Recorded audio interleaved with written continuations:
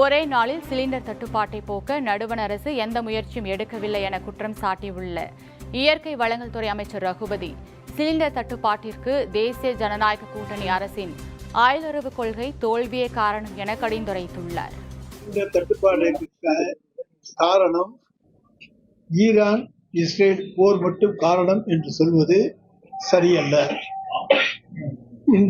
இது முழுக்க என்டிஏ அரசினுடைய வெளியுறவு கொள்கை தோல்வியால் ஏற்பட்ட வினை. ஒன்றிய அரசு முன்கூட்டியே கச்சா எண்ணெய், இயற்கை எரிவாயு போதுமான அளவில் இறக்குமதி செய்து கையிருப்பு வைத்திருக்கலாம். ஏன்னா ஏற்கனவே ஒருக்கா போர் நடந்திருக்கு, நமக்கு தேவையானதை கையிருப்பு வைத்திருக்கலாம். ஆனால் கையிருப்பு வைத்திருப்பதற்கு இந்திய அரசு திட்டமிடவில்லை. இந்தியாவில் 2 குடோன் தான் கேஸ் கையிருப்பு வைத்திருப்பதற்கு, அதை விரிவுபடுத்தவில்லை.